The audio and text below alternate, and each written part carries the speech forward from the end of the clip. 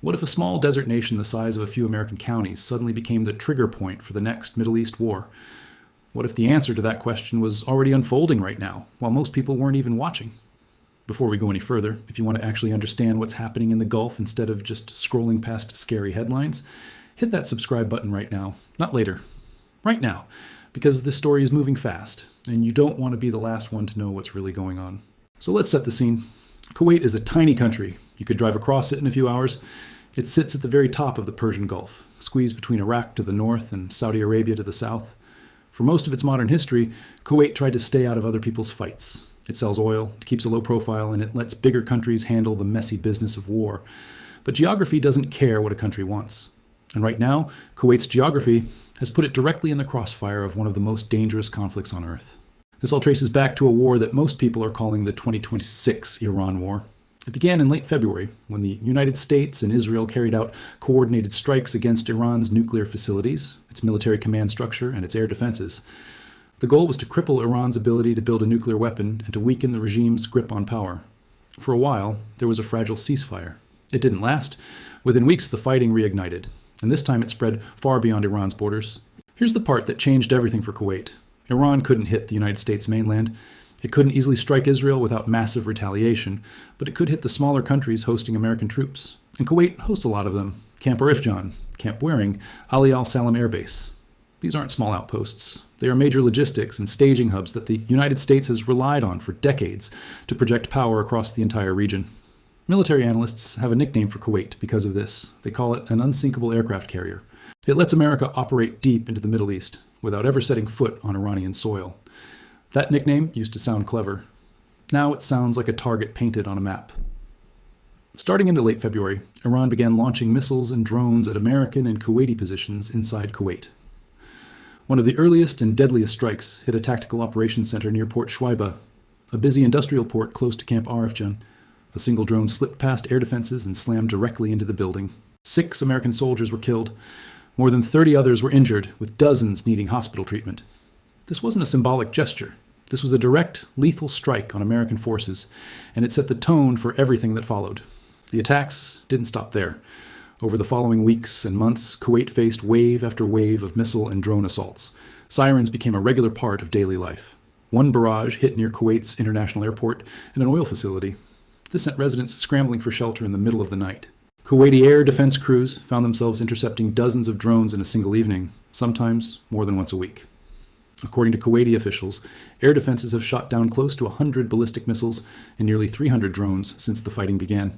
That number alone tells you how relentless this campaign has been.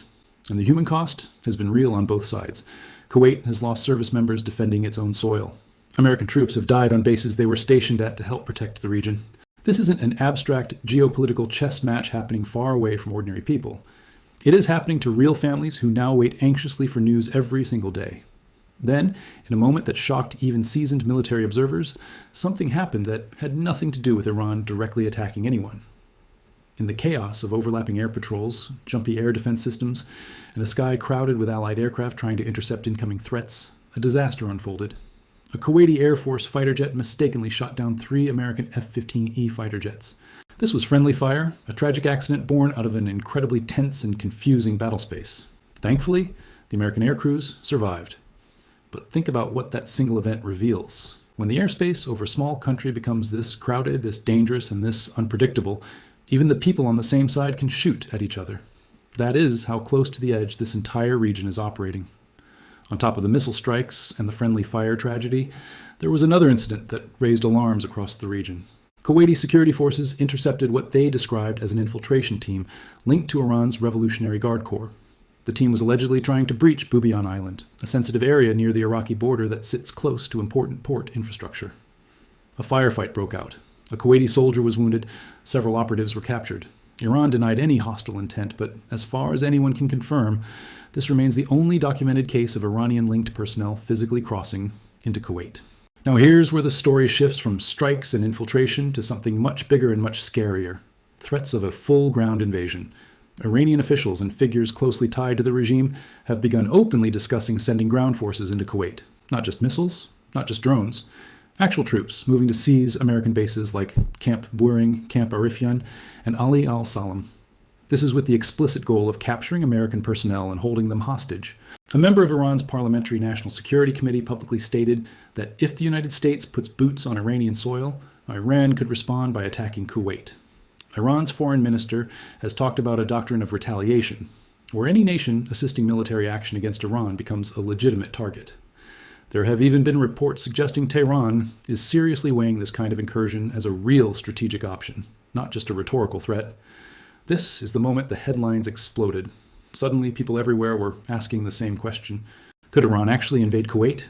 Is this the spark that turns a regional war into something far larger? Let's pause here for a second, because this is exactly the kind of moment where panic spreads faster than facts. And that is precisely why understanding the real picture matters so much. If this video is helping you separate what's actually confirmed from what's just noise, do me a favor and tap that like button. It genuinely helps push this kind of clear, honest breakdown to more people who need it instead of the panic-driven headlines flooding your feed. So let's actually break down whether an invasion is realistic, because talking about one and pulling one off are two very different things. Here's the first major problem for Iran. It does not share land border with Kuwait. Iraq sits directly between them. That means any overland invasion would require Iranian forces to move through Iraqi territory. This creates an enormous political and logistical headache.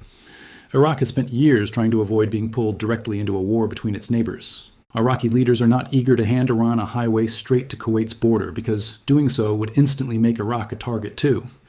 That leaves Iran with two other options: sea or air. A naval assault would mean moving ships and landing craft across open water, directly through waters patrolled by American carrier strike groups and allied navies.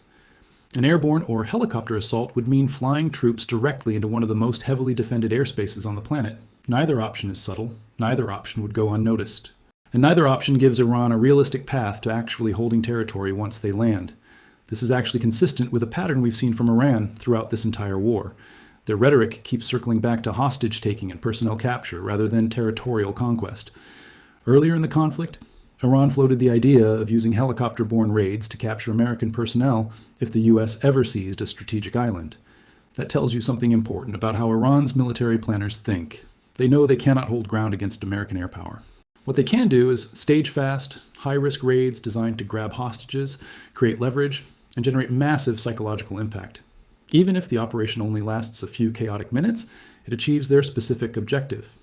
And the reason they can't hold ground is because of exactly what the United States has stacked up in this region. Multiple carrier strike groups, elite units including Naval Special Warfare Operators, Delta Force, Army Rangers, and airborne divisions like the 82nd and the 101st. Specialized aviation units built specifically for high-risk raids, massive Air Force and Marine Corps assets on constant alert. This is one of the largest concentrations of American military power in the Middle East since the buildup before the Iraq War back in 2003. If Iranian forces tried any kind of overland or amphibious push toward a base like Ali al-Salam, they would be doing it under heavily armed skies. Analysts inside the U.S. State Department have echoed this exact assessment publicly, stating plainly that Iran simply does not have the capacity to take and hold Kuwait. Even prediction markets tracking the likelihood of escalation have priced the odds of a full-scale invasion by the end of this month at under 3%. That's not zero, but it's a long way from likely. So, does that mean the invasion threat is empty noise? Not exactly. Because even if Iran can't realistically pull off a large-scale conventional invasion, the threat itself is doing real work. Every time Iranian officials talk about invading Kuwait, it puts pressure on the Kuwaiti government. It makes ordinary Kuwaiti citizens nervous about hosting American troops at all. It forces Gulf nations to publicly reaffirm their alliances, or quietly wonder if the cost of hosting U.S. bases has become too high. Israel's response at the time was that its strikes were targeting Hezbollah fighters south of the Litani River, or responding to threats against its own troops. That earlier ceasefire was set to officially expire on March 2nd, 2026. And when it did, fighting reignited, this time on a much larger scale, in what is now being called the 2026 Lebanon War. This new round of fighting was tied partly to a wider regional war involving Iran. By mid-April 2026, more than 2,000 people had been killed in Lebanon. Over 1 million people had been forced from their homes. A new ceasefire followed on April 16, 2026, again put together by the United States. But even this one struggled to hold. Reports from June 2026 documented at least a dozen separate Israeli air raids and continuous artillery shelling hitting southern Lebanon. At the time, many feared Israel was deliberately weakening the broader push for peace across the region. So when you add it all up, This brand new tripartite framework, signed in late June 2026, is not the first attempt at peace. It is arguably the third or fourth serious attempt within just 2 years. Each of the previous ones eventually collapsed. Once you understand that history, Tuesday's warning shot incident hits differently. Lebanon's military has watched peace frameworks fall apart before.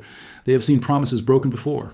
So when their own army publicly warns that this incident could damage the pilot zone process, they are speaking from experience, not exaggeration. Think about it from the perspective of an ordinary Lebanese soldier standing in that field. He was told this deployment was safe. He was told this was coordinated. He was told his own government had shaken hands with Israel. And within hours of arriving, gunfire cracks over his head. Whatever his commanders tell him afterward about warning shots, that soldier now knows something the diplomats in Washington might be slower to admit. On the ground, the line between peace and danger is thin. There's also something else that makes this moment especially loaded. It has to do with what was happening in Washington at the exact same time. On that very same Tuesday, Lebanon's president, Joseph Aoun, was sitting down with President Trump. This meeting was not a coincidence. President Aoun traveling to Washington represents exactly the kind of high-level American attention this fragile peace process needs. And that means news of Israeli soldiers firing reached Washington almost instantly. It likely reached the very room where Aoun and Trump were sitting. Imagine being in that meeting, trying to build confidence in a fragile new peace deal while reports come in that the deal is already cracking. There's a wider backdrop here, too. The United States was dealing with an active and escalating conflict with Iran involving American casualties. That means this small, fragile Lebanese peace framework is being tested at the exact moment America's attention is being pulled hard toward Iran. Whether that makes Washington less able to respond firmly or more determined to protect the process is something officials are weighing right now. Let's talk about the deeper tension sitting underneath all of this. Israeli officials have reportedly voiced real doubts about Lebanon's army. They doubt if Lebanon can actually disarm Hezbollah in the areas it takes control of. At the same time, Israel described the deal as important. That is a strange contradiction sitting right at the heart of the entire framework. Israel wants Lebanon's army to succeed in the long run, but Israel's own doubts appear to have translated into an extremely low tolerance for any unauthorized Lebanese military movement. And that 150-meter detail is worth sitting with. This was not a large-scale military maneuver. It was a modest movement. According to Israel's own account, it involved a single engineering vehicle. That such a small movement was enough to trigger gunfire is telling. It shows just how thin the margin for error is inside this new framework right now. If this happens on day one, what happens later? And here is the uncomfortable truth. To date, Israeli troops have only fully controlled the outskirts of one of these pilot zones. The other areas covered by the agreement still have not even reached this stage, which means the town where shots were fired is a key test.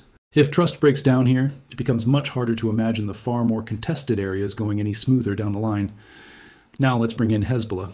They have faced growing pressure to give up their remaining weapons completely from Western governments. But Hezbollah's own officials have repeatedly said they will not fully disarm until Israel stops striking Lebanese territory and pulls out. This creates a genuine chicken and egg problem. The plan needs Lebanon's army to take Hezbollah's weapons in areas Israel leaves.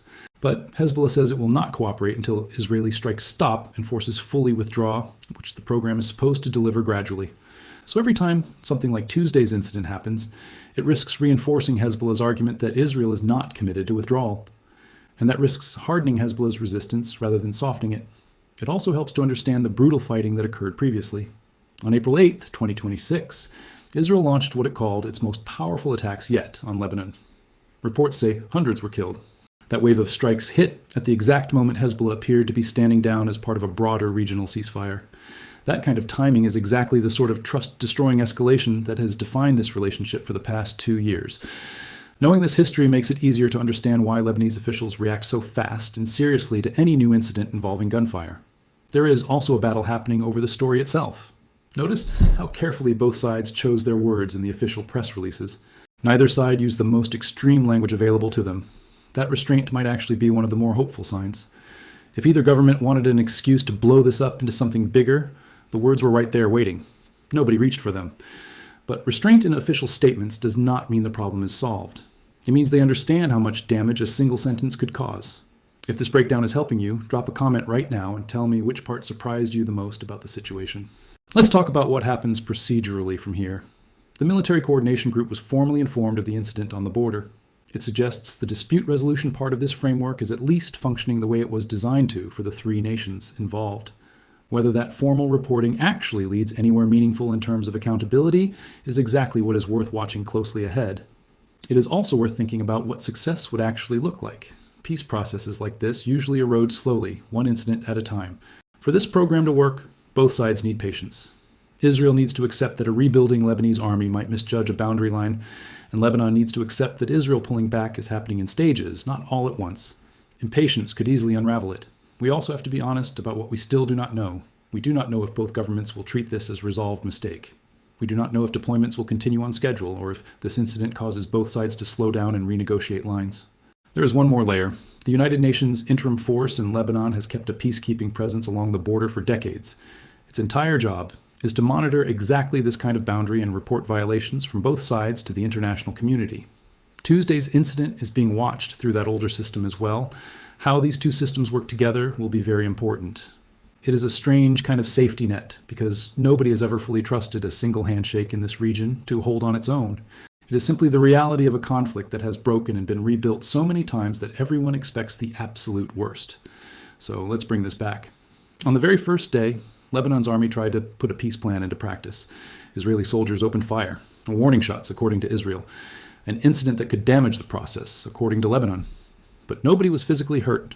Something fragile was tested in front of the Lebanese president sitting across from the President of the United States in Washington. This new framework was built specifically to avoid the chaos that destroyed every ceasefire that came before it in recent years. Whether this becomes a footnote or the first visible crack in a peace deal is a question everyone is asking right now. Based on the pattern of every single previous attempt, the honest answer is this. The next test is probably already on its way. If this video helped you, do not scroll past without hitting like. Subscribe if you want the next update on this story drops. Share this with one person who needs the full picture instead of a headline. Thank you for watching, and see you in the next one.